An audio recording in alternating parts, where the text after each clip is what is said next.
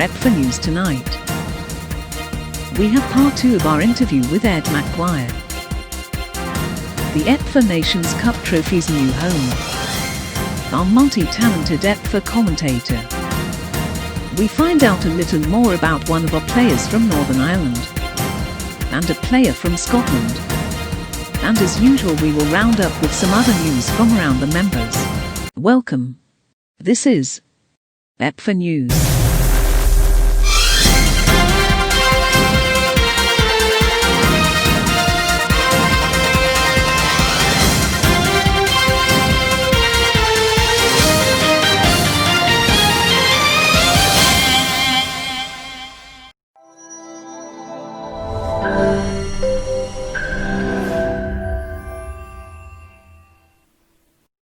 We continue with the second part of the Ed McGuire story.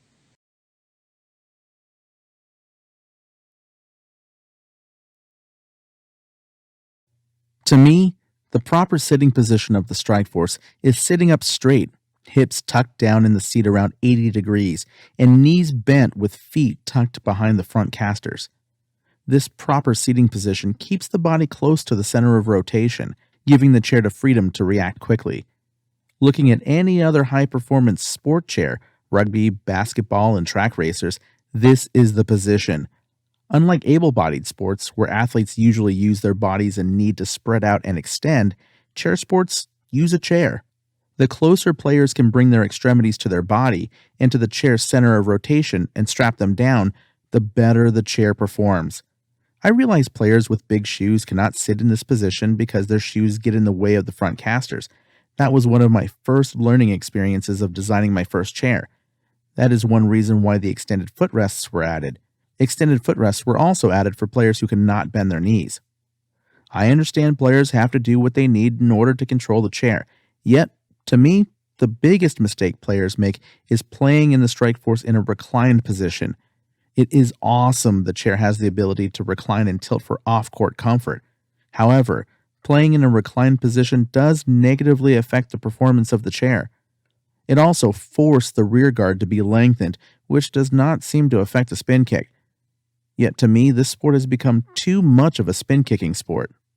I personally feel the guard add-ons have been a disservice to this sport. Yes, the strike force is great at spin kicks. It is also great at dribbling and ball control from the chair's ability to use all 4 sides.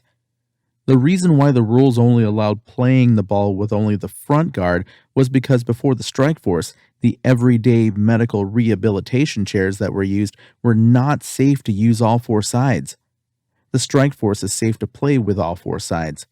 Telling players to only use the front end of the strike force is like forcing able-bodied soccer players to only play with lace kicks, which would lead to players just kicking the ball hard and high. Much like how power soccer has pretty much become a spin kick sport, which is not bad, yet it has led to massively dangerous increases in compensation settings. As others have said, increases in compensation settings is no different than doping. I feel the same desire would unfold if the front guard was as wide as the drive tires guards. This sport would just become a spin-kicking pinball sport and lose all tactics and finesse. Players may even start ripping the ball out harder and maybe even clipping more, which I feel would lead to even more of a keep-away sport. I feel the game is fast enough with standard compensation settings, though as a player I absolutely understand the desire of how the chair reacts with the compensation bumped up a little. Yet it should not be at the cost of premature motor failure. The only way I know how to bring the game back to tactics and finesse is to take off the guard add-ons. Allow players to dribble back at the hip of the chair, as some players call it. The only reason it seems as though the strike force traps the ball is because the ball is being pushed into the chair by another chair. The same would occur even if the front guard were as wide as the drive tires guards. In fact, in my opinion, if the front guard was wider, many players would just start spinning more with less thought to pass the ball back, creating more clips and again, turning the game into more of a pinball sport. If we can get players to stop trying to push each other in one-on-one, which I know is hard to do when you're playing in the moment, play would become smarter and more strategic. Not that play is not smart and strategic now, I just feel more teammate awareness is needed. Let's say I'm pushing one-on-one against Tony, and he is gaining court advantage. If I keep pushing the ball into him, he will keep gaining court advantage. On the other hand, if I think quickly enough and stop as soon as he has the upper hand, I have two options. I can pull away from the ball and try getting ahead to stop the ball, or I can back up out of the play. If I choose the second option and back out of the play as fast as I can smartly back out, the faster my teammate can come up into the play and engage. 2-on-1 is not 2 in the area. Refs who call it that way are hugely limiting the progression of the sport. Refs are here to keep the game going with respect to the laws of the game. I know refs who bring aspects of wheelchair basketball into their power soccer officiating. This is not basketball.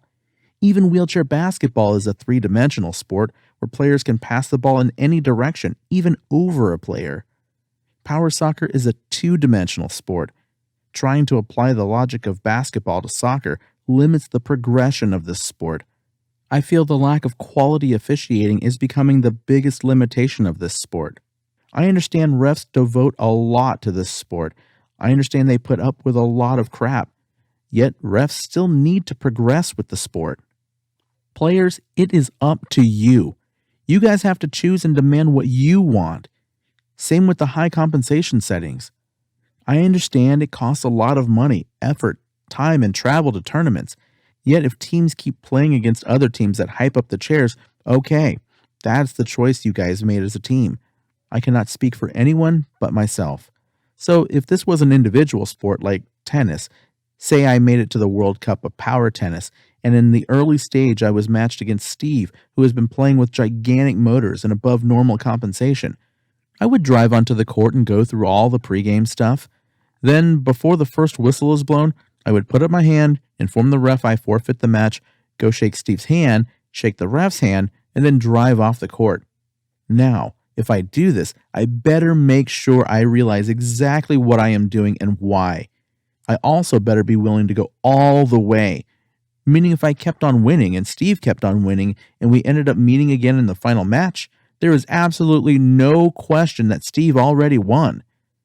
Yes, I would drive onto the court and go through all the pregame stuff, yet before the first whistle is blown, I would put up my hand, inform the ref I forfeit the match, go shake Steve's hand, shake the ref's hand, then I would stay on the court for the ceremony. However, if I decided to play Steve in that first match and lost, that is 100% on me, and I have no standing to protest.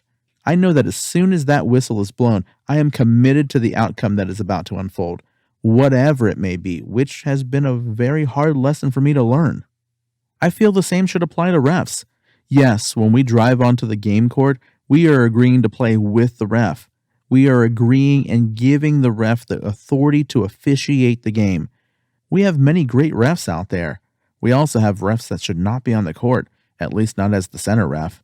No disrespect, but again, we all invest far too much to travel to tournaments to play with refs that cannot keep up with our game, or those who do not understand how to interpret the laws from our perspective, which can feel very disrespectful. I'm sure it can feel the same to be accused of making the wrong call. Refs who can see and understand this sport as a 2D game is what will complement the Strikeforce and bring this beautiful sport into its full potential. A 2D game which is very similar to the game of billiards. Power soccer is an interactive, constant motion of bank shots. The balance of this sport lies in the right amount of speed with the right amount of mental capacity that is determined by the physics of the chair. It is great that power soccer has the same laws as able-bodied soccer. I am glad the partnerships between the two keeps becoming stronger. Yet, players, we need to stay true to not only the unique individuality of our sport, but also the differences that make this beautiful sport possible, which is the chair, which is the two-dimensional plane of the court. Power soccer is truly a real, live 2D video game played in a 3D reality. Power soccer is a mental sport played in physical form. I think it is time to bring in a shorter and wider guard. I call it stubby. Yes, I just said wider. This guard can only be used by players who use the single plate footrest. However, being wider would allow the front caster housings to be swapped, allowing players with bigger shoes who can bend their knees the opportunity to use the single plate footrest, and to play the sport with the short, wide, stubby guard. I know there are many players who can place the ball on a dime with the front of their standard guard. However, on corner kicks, if the top near offender was a stubby, oh my word, the ball placement with just a tiny adjustment would be insane. Not to mention be ridiculous as an offender in the box. There are two options for the stubby guard. The first option is to keep the same standard width and just shorten it. 1, it would greater limit the number of players who can use it. 2, the spin kick would be very weak. 3, the ball handling and dribbling ability would be outrageous. The second option is to make the stubby as wide as the drive tires guards. 1, it would allow more players to use it. 2, the spin kick would not be as weak. Note, if this wide, short stubby guard is used with a newer, longer rear guard, there would be no spin kick. 3, the ball handling, dribbling ability would be somewhat weaker due to having to drive wider to get on the outside of the ball. Think of an able-bodied soccer player tapping the soccer ball back and forth between their feet or through cones like we do. Now imagine them doing the same thing, but with a bigger 2-foot or 635mm diameter ball. That is a lot harder to do. Everything has a give and take. First, the strike force was too long. Then the strike force trapped the ball. If the majority of players choose to adopt this new short stubby guard, which versions? Both have pros and cons. Personally, I say wider. Maybe for severely physically and cognitively limited players who do not have the ability to spin kick at the level that has become the norm, or who maybe feel like they have gotten left behind. Not that I am speaking for everyone. This stubby guard may give them the ability to become just as important to the team as spin kickers are. Again, as the near offender on corner kicks, and I am sure much more. I could be completely wrong, yet I do not think I am. It will again change the game, I feel, for the better. I have 2 more suggestions to offer. First, to all the refs, coaches, and supporters who put themselves in harm's way to help players who lose control over their chairs, which is simply part of the nature of the sport, thank you. May I suggest, as soon as you grab hold of the chair, rather than fight to contain the active chair, lift the front of the guard to get the drive wheels off the ground until the chair can be shut off. Please be aware not to jerk up too hard, which may give the player a whiplash. Plus, do not do this if you have any back or other issues. Players, please understand, they have to do what they can to keep us and them safe. To me, this would be safer than trying to hold back the motors. My second suggestion I would like to offer is to the players who are 18 years or older and can take a big hit. This is your sport. If you see a fellow player get caught in an uncontrolled spin, one of you need to drive into their uncontrolled spin and stop the chair with your chair. It is too dangerous to leave it for the refs to stop the spin. I had to do this for one of my teammates at practice. My only regret is that I did not act sooner. The reason or cause for the uncontrolled spin is pure physics, which I'm not going to get into right now. We players need to keep this game under control so we can all stay safe and keep playing at this high level. Lastly, I rewatched some of the 2019 EPFA Nations Cup. Again, I understand the want for increased compensation settings. On the other hand, I know how dangerous it is and how it damages the chair. If enough players do want a quicker response from their chairs, I'm happy to offer what I can to FIPA and PSS. Are there ways of increasing the response of the chair without irresponsibly increasing drive settings to a dangerous level? There is always a way if there is enough energy or support to find one. Yet, please understand, anytime speeds are increased, the potential danger also increases. Do we really want to split this sport into 2 groups, those that can handle and control very high speeds and those who cannot? Thank you, Donald, for this opportunity to share my point of view. Thank you, Tony, for speaking my words. And thank you, PSS, for giving me the time and support.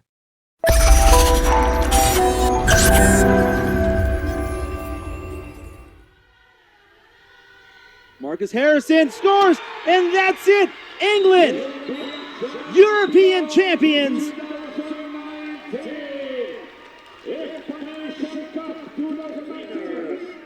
Congratulations, Mr.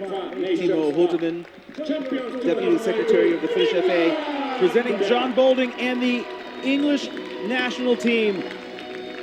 the Nations Cup trophy. Your winners. The throwback there to the EPFA Nations Cup in 2019. But where is the EPFA Nations Cup trophy now? Maybe we have the answer here.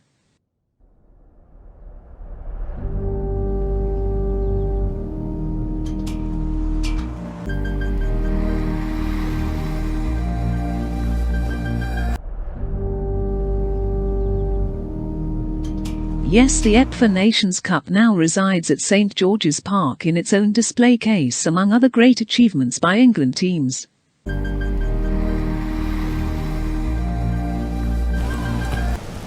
Let's hear from two of the players involved in that great victory for England back in 2019.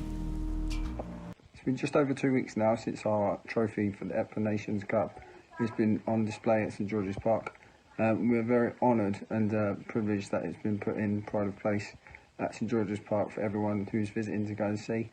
We're very proud, obviously, that we've won it, and it now gives people the chance that doesn't know so much about Parachair football to see what we have won, and hopefully we'll ask more questions and want to know more about the sport. So yeah, for that, having that at St George's Park has been amazing, and hopefully it can be the start of many more trophies, hopefully the World Cup next. But yeah, we're really happy that the FA have appreciated what we've done, and the trophy's there. Hi everyone, I hope you're safe and well. Yeah, we were delighted to hear that the trophy would be proudly displayed at St George's Park. Obviously, as Parachair footballers, we're constantly trying to put the game on the map and get the sport in the public eye. And it's great to think that many people, people working in the football industry, visiting St George's, will see our trophy, and will, even by just seeing that there, will know about Parachair football maybe for the first time, and that's great to create awareness about what we do, and hopefully could lead to some nice opportunities for Parachair football in England, and also across the rest of Europe and the world. Fingers crossed. As players, we're constantly pushing the governing body to do more, so hopefully this is the start of better things to come.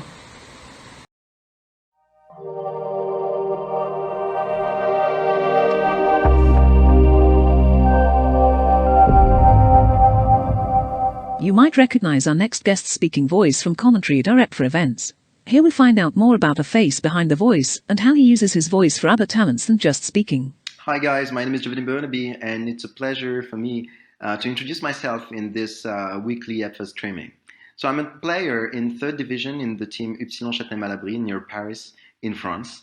Our organization has 3 teams, one in 1st division, one in 3rd division, and a last one in what we can call the 4th division, in which we have players from 5 to 40 years old playing Parachair football twice a week. So in addition to allowing disabled people to express themselves through Parachair football, the goal of our organization is also to help them, and particularly the young ones, to have this mindset of everything is possible, like reaching a very high level of studies, having a good job, having kids, going abroad, doing crazy other things like skiing, literally everything. So my time investment in Parachair football doesn't stop just in being a player, as I'm also the EPFA commentator. You may have heard my voice during the EPFA Nations Cup in Finland. That was just incredible to see and comment. So I just want to tell you that after the pandemic, you'd better be ready, because I'm going to do my best to make you feel nice emotions. So if I can share with you something a bit more personal this time, I'm actually working on 2 music projects that, as I love to sing, literally love to sing. The first one is a very jazzy project, as I'm preparing a big list of jazz songs with a professional pianist, in which we will perform in bars, restaurants, and hotels. And the second one is a character that I'm building by creating songs with catchy lyrics that are very commercial, and that might mention, of course, the parental advisory logo. So both of these projects have the goal of making everyone understand that disabled people have talents, are as dynamic as walking people, and that they can, sometimes be a little bit crazier than them. I feel this is a path that we need to go in order to change the consideration of the society towards disabled people in order to have, yeah, let's say, a better society, and why not see disabled people in the media and everywhere. So guys, thank you for listening. I hope this was nice to hear. If you want to follow what I'm doing, I mean this music project, you can just send me a friend request and type Giovanni Burnaby on Facebook, follow the page, or just send me a friend request, and you can go write the Joe in the search bar of Facebook, which is the name of the character that I'm building. So you'll see a baby face, because this character, I mean, I don't want to show that I'm disabled, as I want to see if there's the possibility of this working without showing the wheelchair, and let people understand that this is someone walking that is doing this. So I'm gonna do maybe some Photoshop stuff with big abs and stuff like that. Would be quite funny to create this kind of character, and then I mean, let the people see that there's a wheelchair that is let's say behind that face. So guys, thank you for listening, and hope you're having a good time, and that you'll have a good Christmas.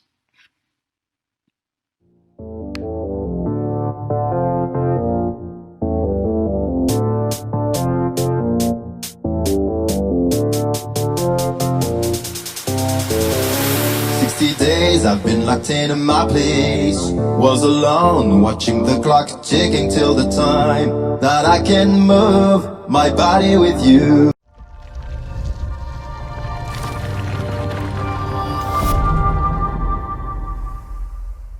Next we are going to hear from a popular young man from Northern Ireland about his Poucher football journey so far.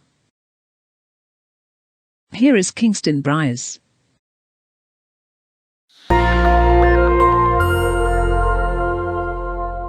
When I was 9 years old,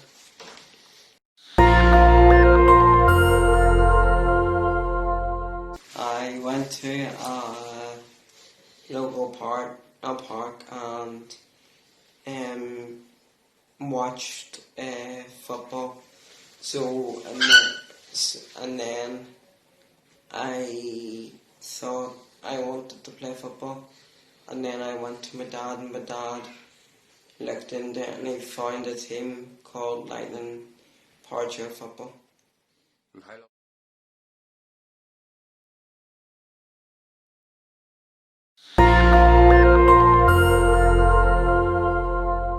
5.5 years. What exactly? Meeting new friends, representing my country, and scoring goals.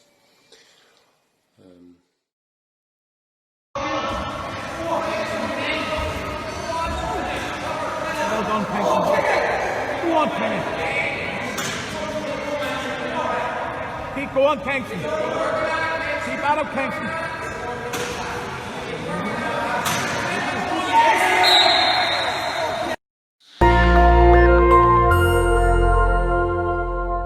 Playing in the next World Cup over in Australia.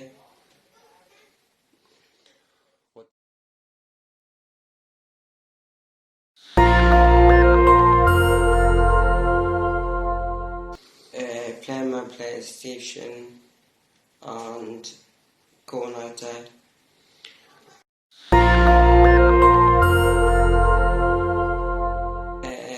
The French striker McLaren.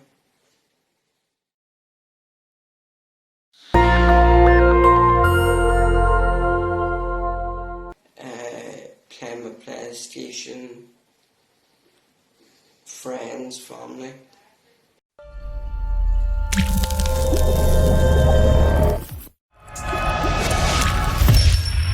We hear now from a Scottish player who has been playing for many years, but with ambitions to bring silverware for club and country in the future. Hello, I'm Lewis McConnell, and I play Poucher football for Clyde Poucher FC and the Scotland National Squad.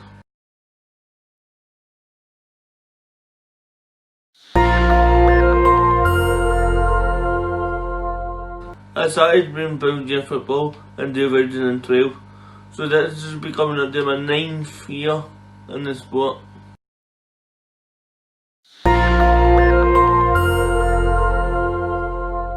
What excites me about wheelchair football is it gives me the opportunity to be a sport I've always loved.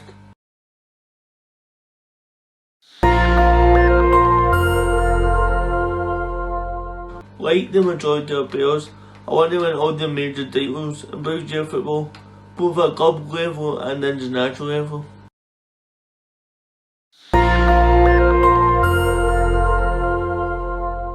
When I'm not playing wheelchair football, I like to socialise with friends and also go and watch some football as well.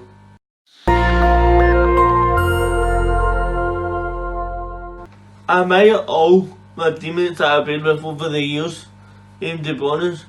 But from watching, other players, from a European point of view, I've always enjoyed watching players like Momo Kalame, Chris Gordon, and from an overseas point of view, watching Mike Archer, I've always really enjoyed watching his game. Because he's always got that wee bit of occasion in his game, which I absolutely love. Anybody knows me, I'm not scared of being a wee bit of a case of on the court. Obviously within the rules, of course. So yeah, that's probably the best I admire the most. But any teammate I've played with, then they've always been perfect up to.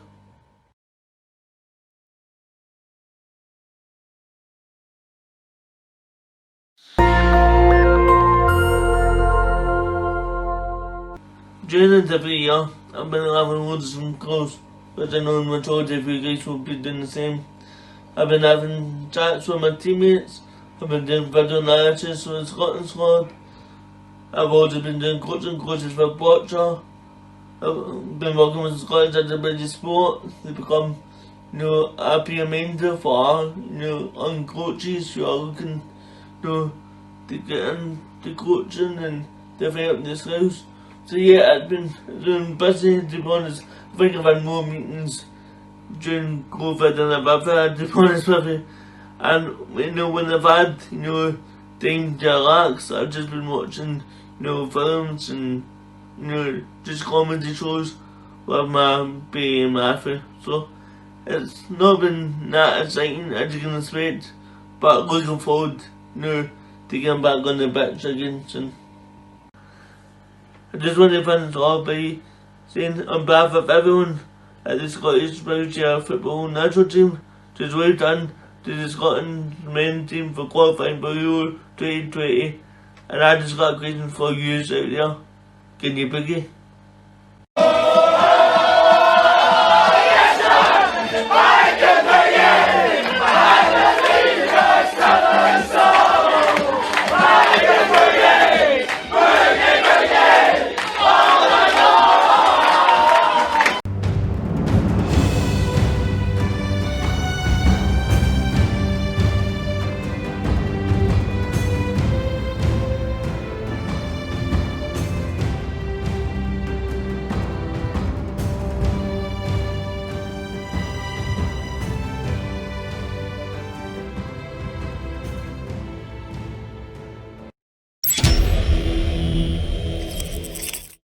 The French Power Chair Football Federation Foot Fatale have put together a calendar of scenarios across all 4 of its divisions that will take effect depending on how everything develops with the pandemic into the new year.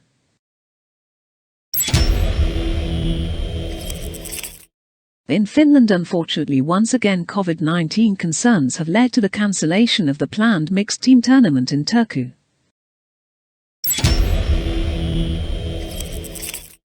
In England, the WFA continue to provide online health and wellness advice through the National Lottery Community Funding and also have a new regular off-court quiz running. We heard about the recent passing at the Scottish club Glasgow Gladiators of 70-year-old Charles Lapsley. Great that Charles had an opportunity to enjoy his power chair football into his twilight years. Condolences to his club and the EPFA. Finally, FIFA's review of the laws of the game has been completed, and the updated laws have now been released and will come into effect at all international events from now on. The standout change will be around the penalty kick, with the goalkeeper now able to face in any direction. Check out the new laws when you get a chance from the FIFA website or social media platforms.